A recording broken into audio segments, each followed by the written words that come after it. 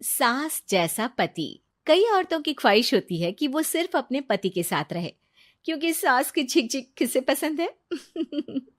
एकता की सास साथ नहीं रहती, सिर्फ पति और वो। लेकिन क्या है एकता की जिंदगी बिना सास के? देखिए। अरे अरे एकता, क्या है? रोज लेट उठती हो। कभी तो वक्त पर उठा करो। हाँ, लेकिन उठना क्यों है वक्त पर? 8 बजे तो उठ जाती हूँ मैं। देखो एकता, ये नहीं चलेगा। सुबह 6 बजे उठा करो। खाने में थोड़ी वैरायटी बनाओ और घर को साफ सुथरा रखो ना। अरे अरे अरे, जो मुंह में आ रहा है बोले जा रहे हो। क्या मेरा घर गंदा रहता है? कितना साफ रखती हूँ। खाने में भी हमेशा मैंने अच्छी चीजें बनाई हैं। और फिर ये 6 बजे उठने की जिद क्यों? देखो, मैं नहीं जानता। बस 7 बजे तक घर के मंदिर में दिया जल जाना चाहिए। एकता बेचारी करती भी क्या, पति की बात माननी भी तो जरूरी होती है। एक दिन एकता सुबह पूजा करके पति को प्रसाद देने कमरे में जाती है, तो पति अपनी माँ से फोन पर बात कर रहा है। हाँ माँ, मैंने तो साफ बोल दिया। सुबह 6 बजे उठना है, नहा कर ही किचन में जाना है और 7 बजे तक मंदिर में दिया जल जाना चाहिए। आ रही होगी चाय लेकर। चलिए, मैं रखता हूँ माँ, बाय।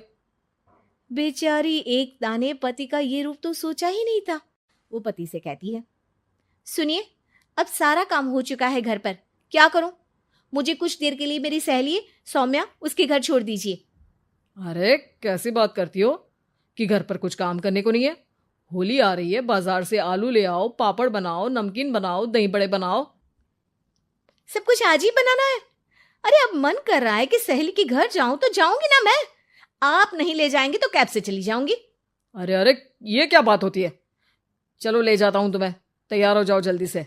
कैब की धमकी तो ऐसे दे रही हो जैसे माँ ने दरवाजे में कैब खड़ी कर रखी हो, विथ ड्राइवर। बढ़िया आई कैब वाली। हाय रे एकता की किस्मत। वो सोचती है कि सास साथ नहीं है, लेकिन पति के हाव भाव किसी अक्कड़ू सास से कम ही नहीं है। पति एकता को सहेली के घर छोड़कर कहता है, अच्छा सुनो, वक्त पर घर चली जाना और शाम को गर्मा गर्म पुलाव खाऊंगा मैं। बनाकर पहले ही मत रख देना। और हाँ, रायता भी बना लेना। हाँ जी हाँ, फिलहाल क्या मैं अंदर जा सकती हूँ?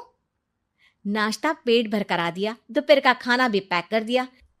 पहले जो खाया है उसे तो पचा लो, दिन का खा लो, अभी से रात के खाने की चिंता में बाल न जल जाए कहीं। पति को एकता की बात पर गुस्सा तो बहुत आता है, लेकिन ऑफिस में देरी के कारण वो कुछ नहीं कहता। एकता सहेली के पास जाती है, जहां सास बहू बैठकर गप्पे लड़ा रही होती है। हाय सौम्या। नमस्ते आंटी जी। अरे वाह एकता बेटा, बड़े समय बाद देखी, कैसी हो? अच्छी हूँ आंटी जी। घर का सारा काम हो गया था, बोर हो रही थी, सोचा सौम्या से मिलती चलूं। हाँ हाँ बच्चों, तुम लोग बैठकर गप्पे लड़ाओ। मैं तुम लोगों के लिए नाश्ते पानी का इंतजाम करती हूँ। सास ये बोलकर किचन में चली जाती है। अरे एकता, कैसे आना हुआ? थोड़ी परेशान सी भी लग रही है, सब ठीक तो है ना? अरे यार, कहाँ ठीक हूँ। ना सोने मिलता है, ना अपने मन का कोई काम करने मिलता है। बस सुबह 6 बजे से किचन और रात के 12 बजे तक घर का काम। मेरी तो कमर ही टूट रही है। अरे क्यों मजाक कर रही है? तेरे तो मजे हैं, अकेली रहती है पति के साथ, न कोई सास न ससुर, न आस पड़ोस से मतलब। हम लोगों की सोच, जॉइंट फैमिली है, कितनी परेशानी होती है। अरे रहने देना, वो तो दिख रहा है कि कितनी परेशान है तू। सास किचन का काम कर रही है और तू सहेली से गप्पे। ऐसा कहाँ होता है यार। हाँ वैसे तू बोल तो सही रही है। सुबह थोड़ा सा भी लेट हो जाए ना उठने में, तो मम्मी जी किचन संभाल लेती है। पति तो जाते वक्त उठाते हैं कभी कभी मुझे। पर मेरी छोड़, तू बता, सास साथ रहने आ गई है क्या, जो सुबह 6 बजे उठना पड़ता है? पति तो तेरा 10 बजे ऑफिस जाता है।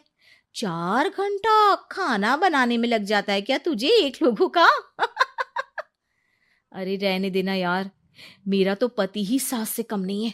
सारा दिन का ड्रामा, अरे बातें सुनाना, बोलियां बोलना, कोसना, क्या क्या नहीं आता है उसे। यार मैं तो हैरान होती हूँ कभी कभी कि ये सास की आत्मा तो नहीं आ जाती ना इसमें। अरे परेशान हो चुकी हूँ। इतना ही नहीं, वो तो अपनी माँ से मेरी चुगली भी करता है। समझ गई। मतलब तेरे पति की गाड़ी चल यहाँ रही है, लेकिन रिमोट तेरी सास के पास ही है।